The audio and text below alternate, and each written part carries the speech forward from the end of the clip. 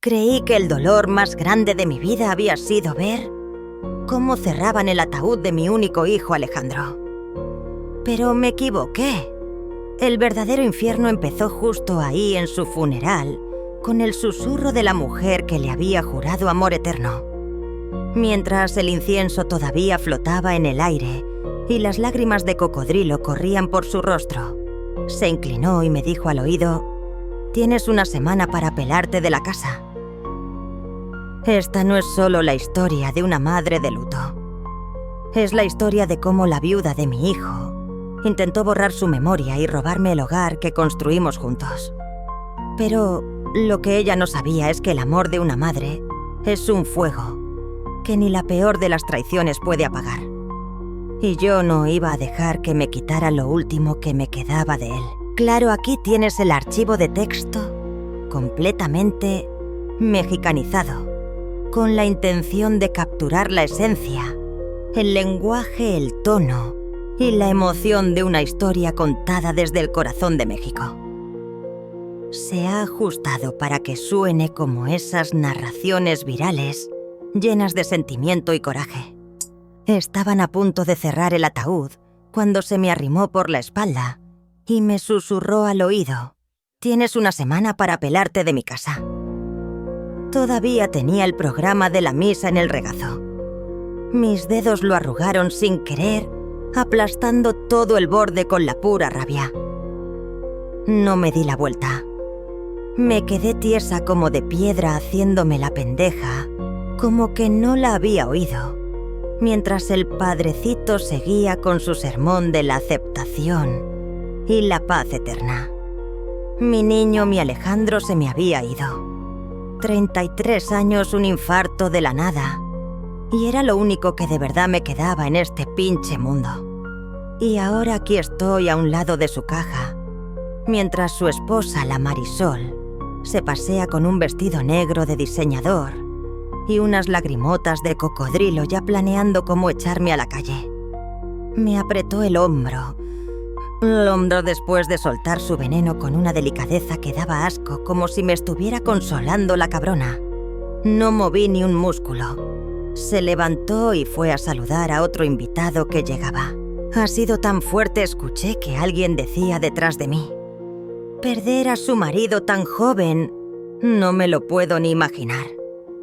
Quise soltar una carcajada amarga, pero solo sentí un ardor que me quemaba el pecho.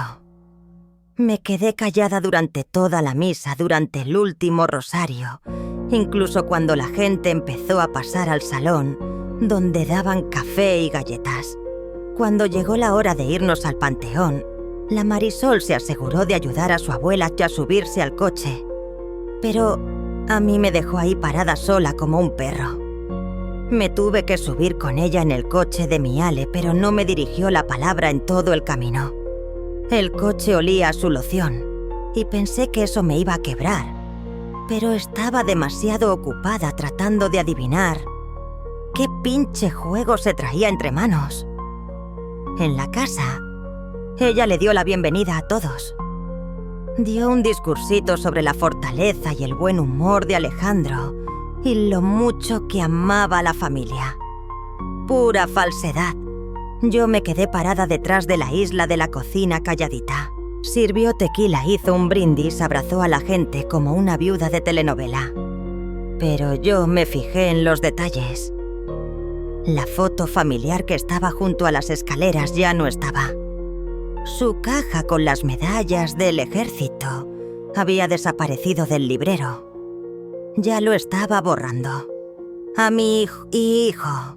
Después de que hasta el último se fue, subí a mi cuarto. Mi cuarto donde había vivido por 7 años. La puerta estaba abierta. Mis cobijas dobladas sobre la cama. La lámpara del buró estaba desconectada. Revisé la cómoda. La mitad de mis cajones estaban vacíos. Mi alajero no estaba. En el closet había cajas de cartón con un letrero: «Cosas de mi suegra». Me quedé ahí parada un rato como si mi cerebro no pudiera procesar tanta maldad. Salí y pasé por la cocina. La Marisol estaba sentada en el comedor con una copa de vino y su celular en la mano. Ni siquiera levantó la vista. Carraspeé. Moviste mis cosas. Por fin me miró y dijo: solo estaba organizando un poco. Hay una compañía de mudanzas a la que le puedo hablar cuando estés lista. Y luego sonrió la cínica como si me hiciera un favor. Le pregunté dónde estaban mis joyas. Ella dijo: algunas están en la caja fuerte. No queremos que se pierda nada con tanta gente entrando y saliendo, ¿verdad? Le dije que yo nunca le pedí que tocara mis chingaderas. Le dio un sorbo a su vino. Alejandro y yo ya habíamos hablado de esto solto. No es nada personal. Simplemente pensamos que querrías volver con tu hermana a Guadalajara. No tengo hermana. Y ella lo sabe perfectamente. Me le quedé viendo fijamente. Esta es mi casa. Ella se encogió de hombros. Era su casa. Él hubiera querido que tuviéramos nuestro espacio para llorar. Luego agarró su teléfono como si yo ya no existiera. Me salí de ahí antes de decir una barbaridad. Volví a mi cuarto y revisé los cajones otra vez, tratando de calmarme, tratando de pensar. La caja que guardaba debajo de la cama con mis recuerdos ya no estaba. Abrí el closet y vi un contenedor que decía papeles viejos. Lo bajé y me puse acá a esculcar. Puros recibos. Correo viejo, garantías de aparatos. Y entonces la encontré.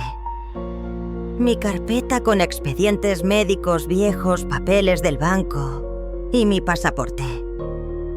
Seguí buscando con el corazón latiéndome a 1000 por hora. No encontré la escritura.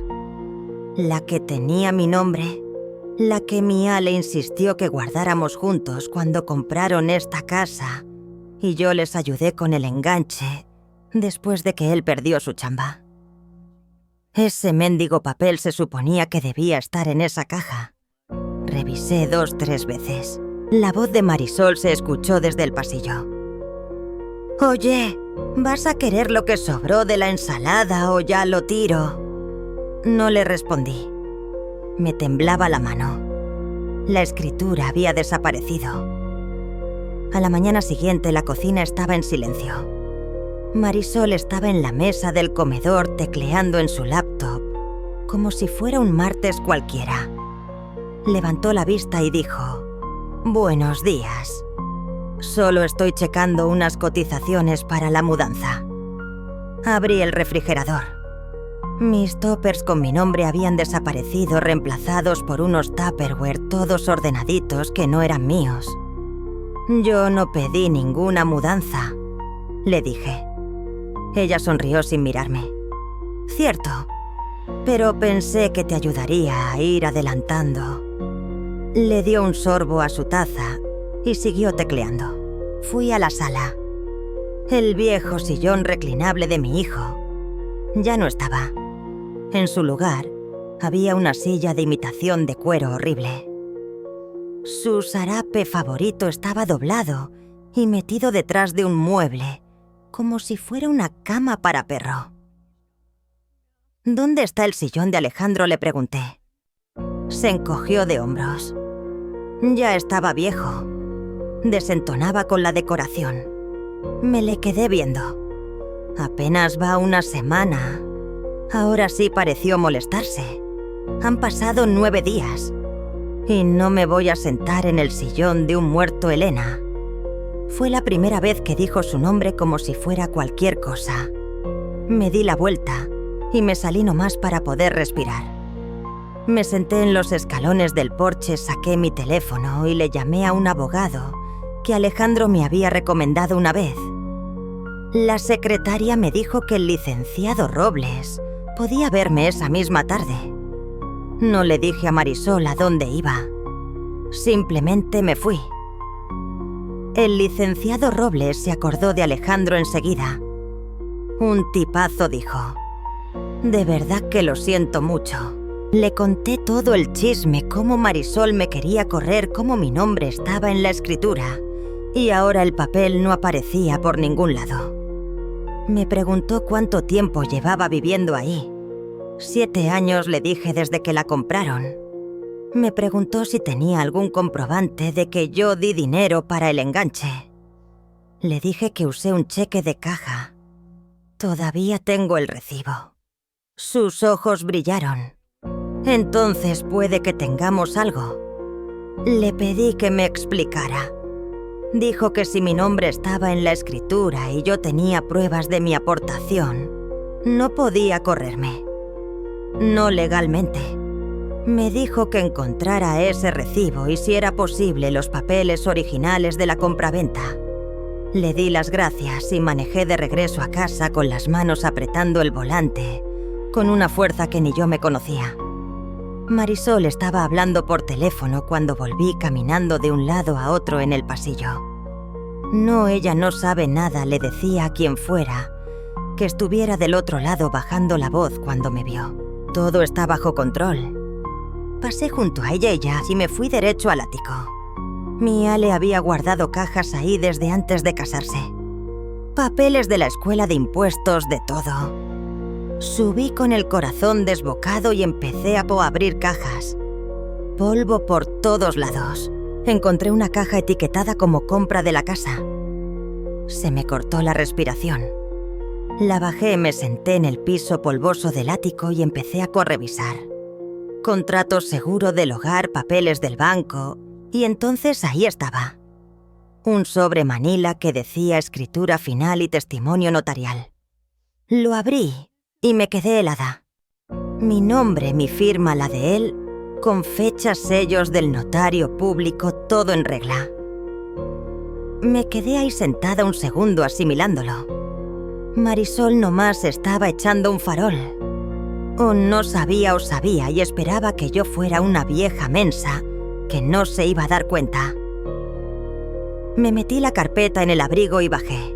Ella estaba parada al pie de la escalera del ático. ¿Buscabas algo?, preguntó con las cejas arqueadas, como si fuera la dueña del mundo. La miré a los ojos. Solo unos papeles viejos. Nada importante. Ella sonrió, pero fue una sonrisa tiesa, forzada. ¡Qué bueno! No quisiera que te estresaras. Luego se dio la vuelta y se fue a la cocina como si nada. Esa noche saqué copias de la escritura y la escaneé a mi correo. Creé una carpeta llamada Para el licenciado. No soy ninguna pendeja. Ella creía que me tenía acorralada, pero ahora yo tenía el sartén por el mango. Solo necesitaba jugar mis cartas con cuidado. Como a las 9 de la noche entró con 2 copas de vino y dijo: «Pensé que deberíamos hablar para aclarar las cosas». Tomé la copa, pero no bebí. «De acuerdo». Se sentó en el sofá frente a mí. Sé que las cosas han estado tensas, pero Alejandro siempre dijo que esta casa era para nosotros, para nuestra futura familia. No dije nada. Ella miró su copa. «No quiero que esto se ponga feo. Solo quiero seguir adelante». La miré fijamente. «¿Ya hablaste con un abogado?» Su cara se contrajo. No creí que fuera necesario. Sonreí. «Quizás deberías». Sus ojos se entrecerraron. «¿Me estás amenazando, Elena?» Le devolví la sonrisa. «No más pienso en voz alta». Se levantó lentamente.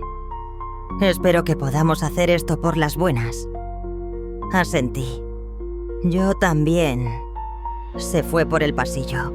Esperé a que se perdiera de vista, saqué mi celular y volví a ver la escritura escaneada. Mi nombre claro como el agua. Ella no sabía lo que yo acababa de encontrar. A la mañana siguiente imprimí 2 copias de la escritura y las metí en un sobre para mi abogado. Lo dejé en su oficina sin avisar. Le dije a su asistente que era urgente y me fui. De vuelta en casa, Marisol estaba en el garaje limpiando, según ella. «Hola», dijo casualmente. «Solo deshaciéndome de tiliches.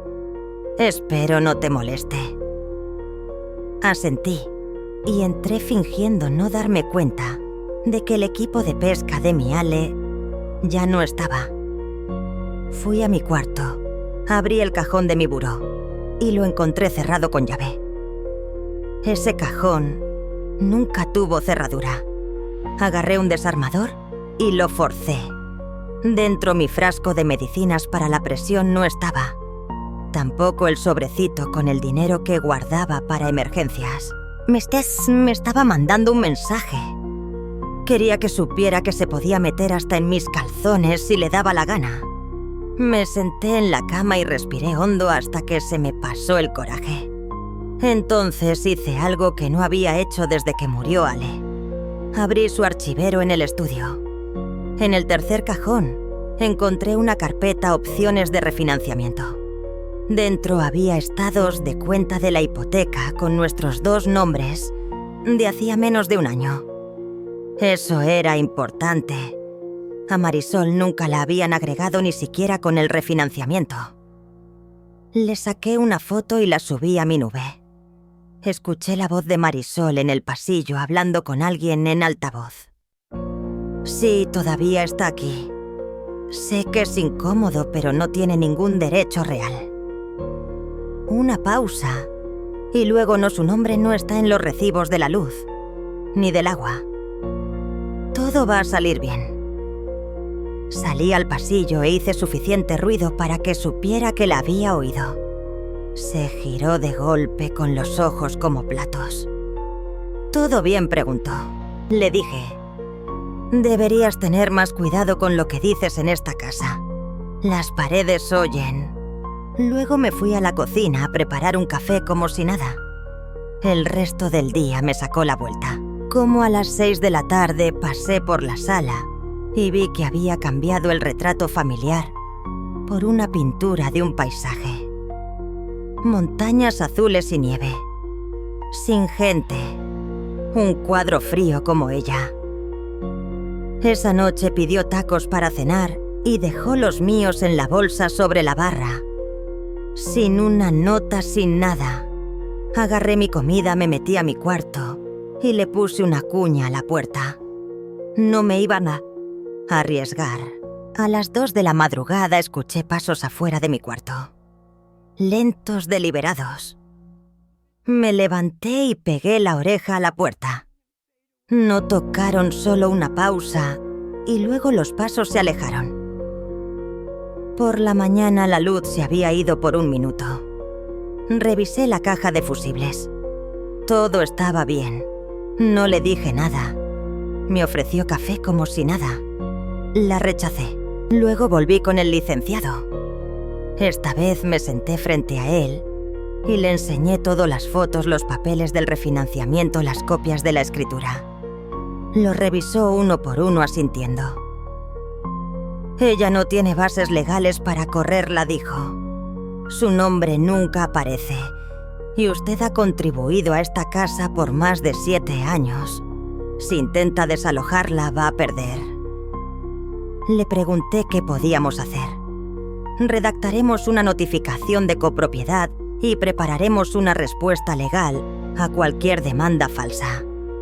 Si ella le notifica algo, le contestamos de inmediato». Le pregunté cuál era mi riesgo. Dijo: «Solo que pierda sus documentos. Guárdelos bien y mantenga la calma». Conduje a casa sintiendo una nueva calma. Ya no era duelo ni miedo, era concentración. Cuando entré, Marisol estaba doblando ropa. Levantó la vista. «¿Fuiste a alguna parte?», dije. «Solo a tomar aire fresco». Ella levantó una ceja. «Te ves muy segura de ti misma de repente». Sonreí y dije: «Acabo de acordarme de algo importante». Se quedó mirando un segundo y luego dijo: «Bueno, espero que no complique las cosas». Abrí el refri y vi que mi comida etiquetada había vuelto. Esa noche la escuché en el cuarto de invitados, hablando por teléfono otra vez. Sí, está actuando rara. Puede que necesite adelantar el plan. Otra pausa. Si encuentra ese archivo, estamos perdidos. Ella no sabía que yo ya lo tenía. No sabía que el archivo ya estaba con mi abogado. Pero ahora yo sabía con certeza que estaba ocultando algo mucho más grande. Y estaba a punto de averiguar qué era. 3 días después, Marisol organizó una reunión para recordarlo para los amigos de Alejandro. Solo para cerrar el ciclo, dijo sirviéndose leche de almendras en su taza. No me pidió que le ayudara a preparar nada. Apenas si me peló en toda la semana excepto para pedirme que mantuviera limpio el baño de visitas y que no mencionara asuntos personales con nadie. No le contesté, pero la observé. La vi sacar el carrito de bar de mi Ale y llenarlo de botellas como si fuera una fiesta. La vi poner bocadillos y canapés, como si no acabáramos de enterrarlo. El primer invitado llegó el amigo de Ale del trabajo, Javier. Me dio un abrazo largo y me susurró: él hablaba de usted todo el tiempo. Decía que era la única persona con la que siempre podía contar. Asentí aguantándome las lágrimas.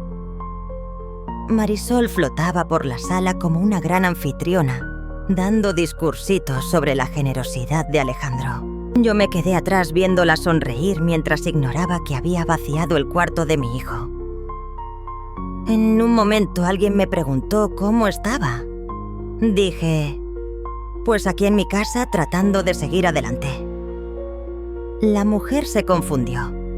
Añadí: Alejandro y yo éramos dueños juntos de la casa. Yo sigo viviendo aquí. Sus cejas se levantaron. Ah, es que ella me dijo que la casa era de ella. Sonreí cortésmente. Es un error fácil de cometer. 1 hora después caché a Marisol observándome desde el otro lado de la habitación. Su sonrisa seguía ahí, pero sus ojos eran otros tensos. Se me acercó.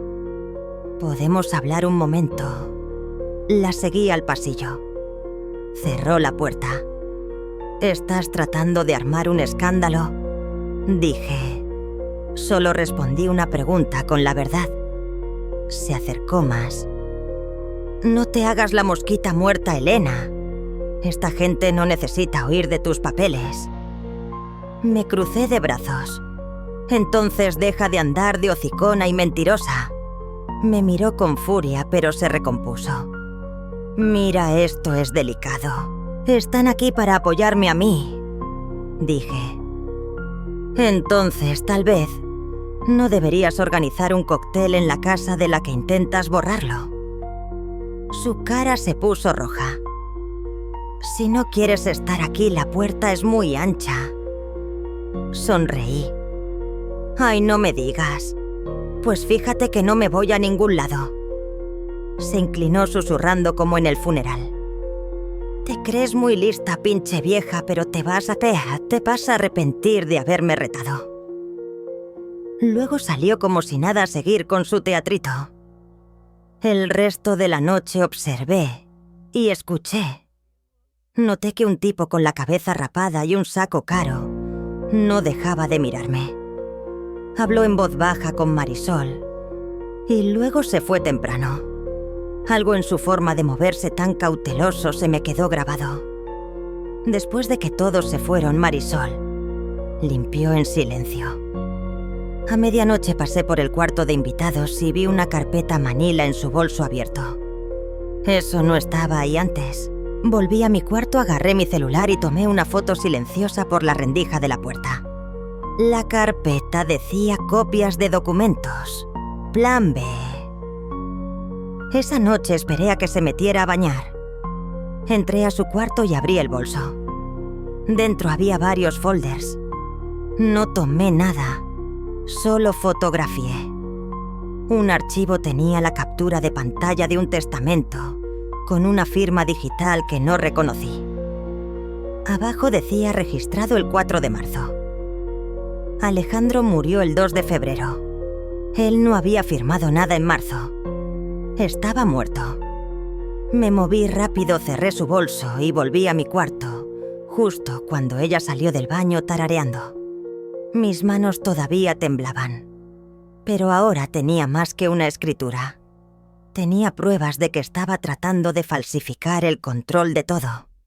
Y mañana iba a investigar qué demonios era eso de Firmas Electrónicas 2023. Me desperté a la mañana siguiente con el sonido de sollozos en la cocina. Un llanto silencioso diseñado para ser escuchado. Cuando entré, Marisol estaba de pie junto al fregadero mirando por la ventana como en una telenovela. Se dio la vuelta y forzó una sonrisa. «Lo siento. Es que a veces el dolor me golpea de nuevo». Y entonces se puso una mano en el vientre. Un gesto sutil pero claro. Me quedé helada. Eso era nuevo. Levantó la vista y dijo suavemente: «No quería decir nada hasta estar segura». «Estoy embarazada, Elena». Por 5 segundos no pude hablar. No tenía ningún sentido. Le pregunté: «¿De cuánto tiempo?». Respondió rápido: 8 semanas, tal vez 9. Y ahí todo se me revolvió porque Alejandro llevaba muerto 10 semanas. Me le quedé viendo tratando de ocultar la alarma mientras ella ponía una foto del ultrasonido en la mesa como si fuera una carta de triunfo. La recogí. En la esquina su nombre, la clínica y una fecha. No de hace 10 semanas, sino de hace 4.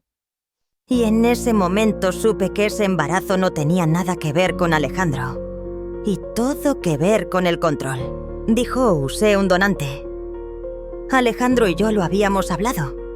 Pura mentira. Mi hijo me lo hubiera contado. Le devolví la foto sin decir nada. Y ella me añadió: «Espero que ahora entiendas por qué es tan importante para mí tener estabilidad por el bien del bebé». Estaba construyendo su narrativa, la viuda afligida, esperando un hijo, acosada por una suegra loca. Asentí lentamente y le dije que eso cambiaba las cosas. Su rostro se suavizó creyendo que su actuación había funcionado. Pero en cuanto salió, saqué la foto que había tomado del documento en su bolso y comparé las fechas. 4 días de diferencia. Ambas pruebas plantadas. Se las reenvié al licenciado Robles. «Tenemos que hablar». Me llamó en 1 hora. «Esto en realidad nos ayuda», dijo. «Podemos obligarlas a mostrar registros médicos». Le pregunté: «¿Y si fingió todo?». Él dijo: «Entonces es fraude, y si usted sigue documentando todo con calma, ganamos antes de llegar a juicio». Le dije: «Está tratando de provocarme para que explote». Y él respondió: «Entonces no lo haga». Y no lo hice. Me mantuve en silencio. Sonreí cuando hacía comentarios como: «Este bebé va a necesitar mucho espacio.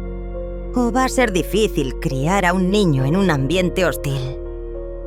Y cada vez me miraba esperando que yo saltara. Pero yo solo asentía. Hasta ese viernes, cuando un sobre apareció bajo mi puerta. Urgente. Aviso de 48 horas. Adentro un documento que claramente no era de un juzgado. Declaraba que tenía 48 horas para desalojar por inestabilidad emocional y amenazas. Me quedé mirándolo con el corazón latiendo fuerte, no de miedo, sino por la torpeza con la que me acababa de entregar su propia soga. Al final del papel, una línea que me heló la sangre. La falta de desalojo resultará en la intervención de las autoridades y posibles denuncias por maltrato de ancianos. Esa era su carta. Iba a pintarme como una vieja peligrosa, inestable y violenta. Estaba forzando la jugada esperando que yo saliera corriendo. Y supe que tenía que dejar de esperar. Ella acababa de pasarse de la raya. No dije ni una palabra. Simplemente doblé el papelito y manejé directo hasta la oficina del licenciado Robles. Sin cita, sin nada. Esto ya no era para defenderme. Era para desmantelar el teatrito que se había montado. Cuando le entregué el aviso se rió. Ella la está amenazando con cargos de maltrato cuando es usted la que está siendo acosada. Le conté todo el falso embarazo, las fechas, las llamadas, todo. Y él dijo: esto ya es un posible fraude. Si ha alterado documentos financieros, podríamos estar hablando de cargos criminales. Pregunté: ¿cuál es la forma más rápida de probarlo? Y él dijo: solicitamos una orden para revisar sus registros digitales, correos, mensajes, todo. Y yo: ¿un juez concederá eso? Él respondió: con el desalojo falso. La inconsistencia del embarazo y la escritura a su nombre, no solo tenemos un caso, tenemos la ventaja. Y me di cuenta de que por primera vez, desde que mi Ale murió, ya no estaba sobreviviendo. Estaba a punto de voltearle la tortilla. De camino a casa me detuve en una imprenta y pedí 3 copias encuadernadas de todo. La escritura, los registros, el ultrasonido falso, el aviso de desalojo. Etiqueté la carpeta expediente del caso Marisol. Una copia para mi caja de seguridad, una para mi abogado y una debajo de una tabla suelta en mi closet. Cuando llegué a casa, Yakir estaba en una videollamada riéndose. Le decía a la persona en la pantalla si tendré acceso total al lugar en 2 semanas como máximo. Me quedé paralizada. No solo quería la casa por duelo o inseguridad, la estaba vendiendo. Solo quería los papeles para su propio beneficio. Entré en la habitación y me aseguré de que me viera. No dije nada. Solo caminé hacia el refri. Saqué una botella de agua y la miré fijamente hasta que terminó la llamada. Se giró lentamente. ¿Necesitas algo? Y yo dije: solo un aviso. Si llega otro sobre a mi puerta, asegúrate de que tengas sello del juzgado. Cualquier otra cosa se va directo con mi abogado. Parpadeó como si le hubiera dado una bofetada. ¿Me estás amenazando ahora? Y respondí: tú empezaste la guerra de papelitos, Marisol. Yo solo mantengo los míos legales. Y salí antes de que pudiera responder. Y esa noche hice una última cosa. Abrí la cuenta de correo vieja de Alejandro, a la que me había dado acceso hacía años. Y la contraseña, la letra de su canción favorita, más su número de servicio, todavía funcionaba. Encontré una carpeta marcada como patrimonio y dentro un PDF borrador de testamento. Feb 2023. Cuando lo abrí dejé de respirar. La firma en la parte inferior no era su letra. El sello del notario estaba recortado y pegado. Y el documento nombraba a Mrs. Marisol como única heredera sin mencionarme. Y esta versión tenía metadatos con el nombre de la computadora de ella. Borradores de Marisolka. Envié el archivo directamente al licenciado Robles y escribí: falsificó su testamento.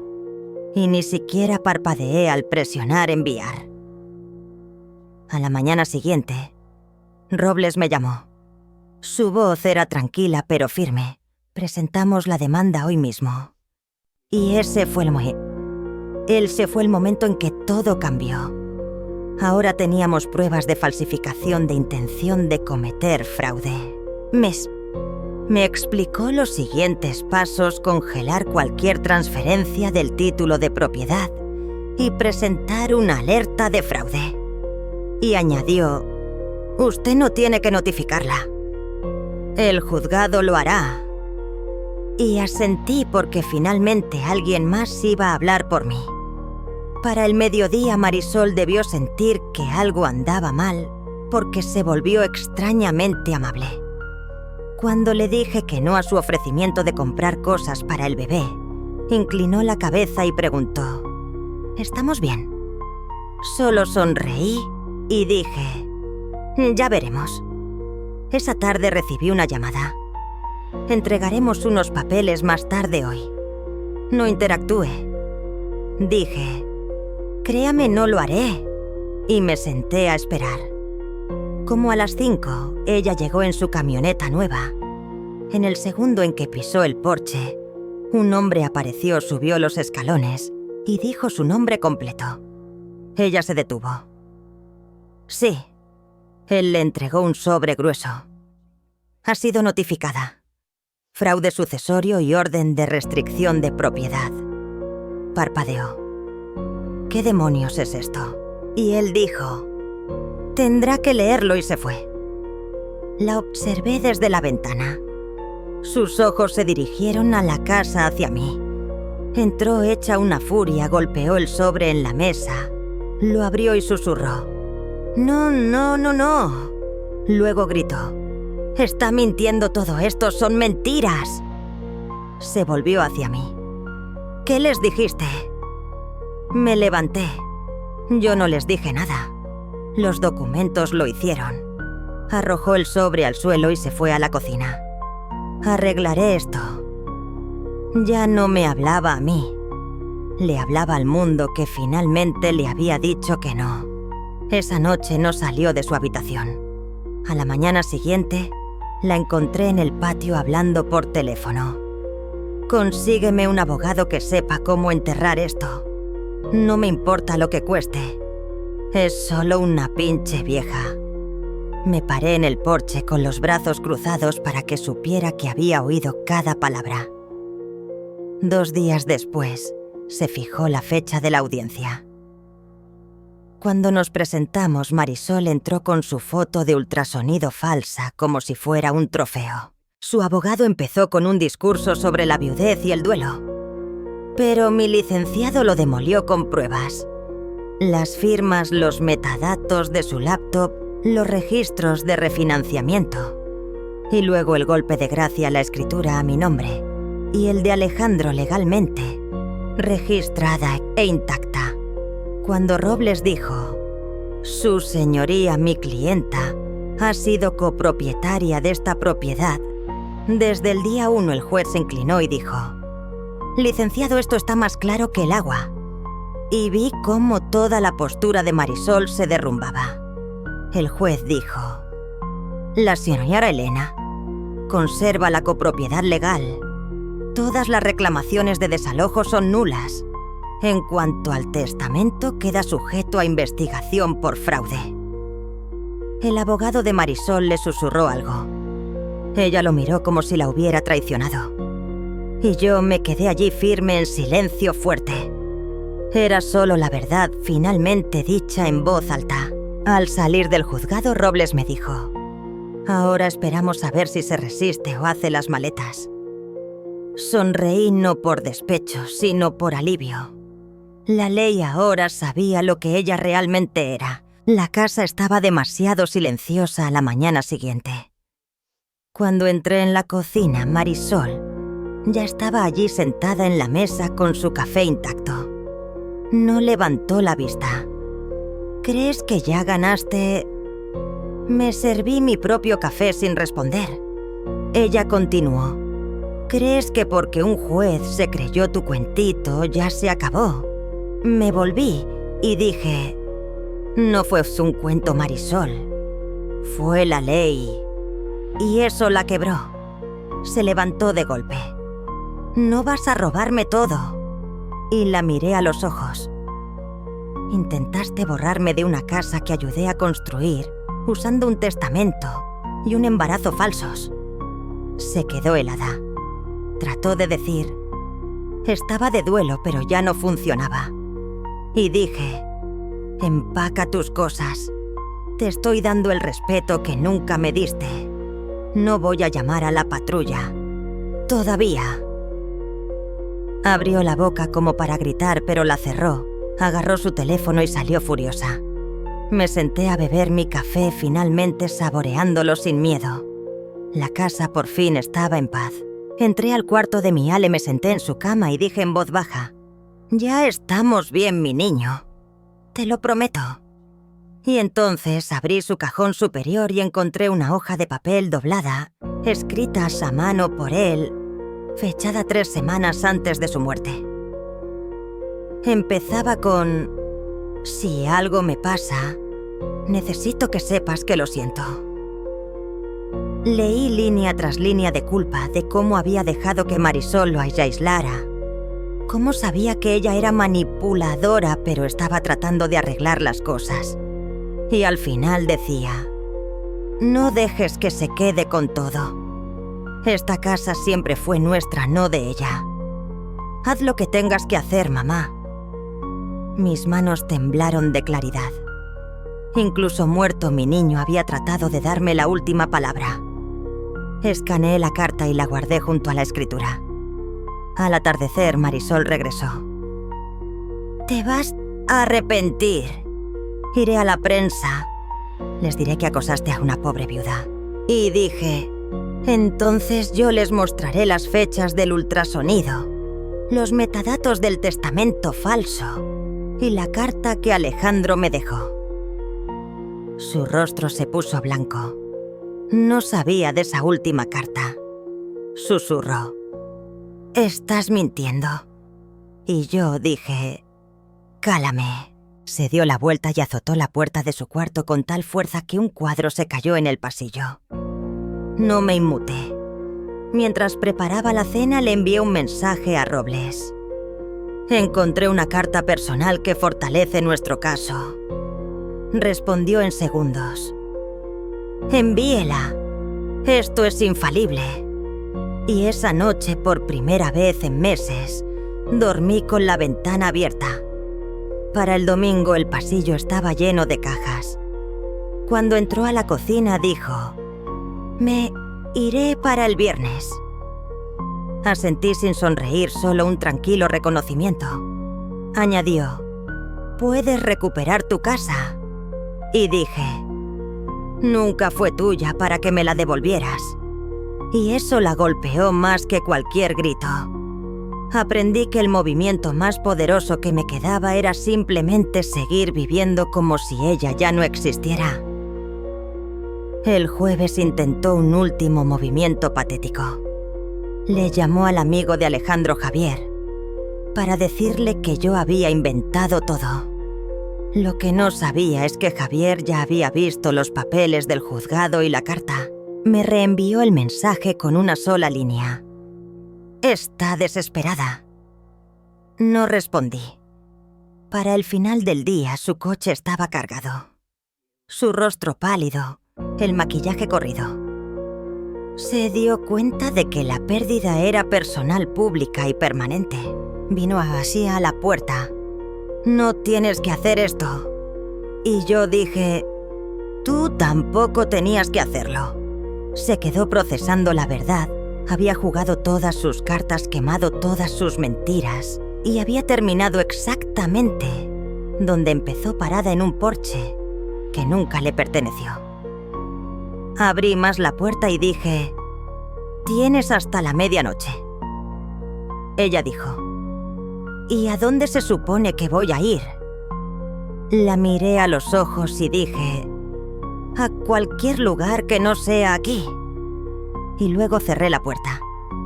Para terminar, la vi desde la ventana quedarse ahí parada, paralizada, antes de caminar a su coche, azotar la cajuela y marcharse sin mirar atrás. No lloré, no celebré. Simplemente sentí que se había terminado. Y por primera vez en meses, la casa era mía de nuevo, limpia y en paz. Y pensé que ese era el final hasta que entré a la sala y vi la pequeña memoria USB que había dejado en la mesa de centro, plateada, sin etiqueta, como una carnada. Me quedé mirando la USB un buen rato. Sabía que Marisol no la había dejado por accidente. No iba a terminar esta historia con un cabo suelto. La conecté a la vieja laptop de Alejandro, la que ella nunca tocó. Una carpeta, un solo archivo ábreme. Adentro un video. Marisol sentada en el estudio de mi hijo. Miró a la cámara. Si estás viendo esto entonces, o me he ido, o crees que ganaste. Su tono era tranquilo pero petulante. Hice lo que tenía que hacer. Nunca se suponía que te quedaras aquí para siempre, Elena. Eras una invitada que se quedó más de la cuenta. Y luego se inclinó. Alejandro quería pedirte que te fueras antes de morir. Simplemente no tuvo los pantalones para decírtelo. Pausé el video. La mandíbula apretada. Incluso ahora tratando de sembrar dudas. Le di play de nuevo. Era débil. No podía cortar el cordón umbilical. Así que tuve que hacerlo por él. Y sonrió como si aislarlo de mí fuera un acto de amor. Terminó el video con: puedes quedarte con la casa, Elena, pero nunca vas a olvidar esto. La pantalla se puso negra. Me quedé en silencio. Lo que ella no sabía es que yo ya tenía lo único que importaba, la carta de mi Ale. La que ella nunca podría falsificar. Aquella en la que decía: lo siento.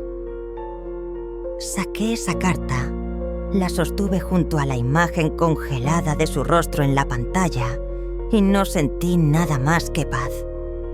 Porque al final no se trataba de demostrar quién tenía razón. Se trataba de sobrevivir lo suficiente para verla perder el control. Expulsé la memoria USB, la tiré a la basura y borré el archivo. Ya no necesitaba sus recordatorios venenosos. La guerra había terminado. Y esa tarde desempaqué mis cosas de las cajas que ella una vez había etiquetado para tirar. Puse la foto de mi Alejandro de nuevo en su lugar. Prendí una veladora en la cocina y me senté a la mesa, sola, no solitaria, solo quieta, solo libre. Y mientras bebía mi té de manzanilla y escuchaba el silencio, ese silencio que ya no tenía miedo, miré por la ventana hacia el porche que una vez intentó robarme y susurré: mi casa, mis reglas. Y sonreí porque por primera vez desde el funeral podía respirar en un espacio que me pertenecía por completo. No porque luché por él, sino porque nunca dejé que me lo quitara. Hoy la casa ya no guarda silencio por el miedo, sino por la paz. Cada rincón vuelve a oler a los recuerdos de mi hijo, no a la traición.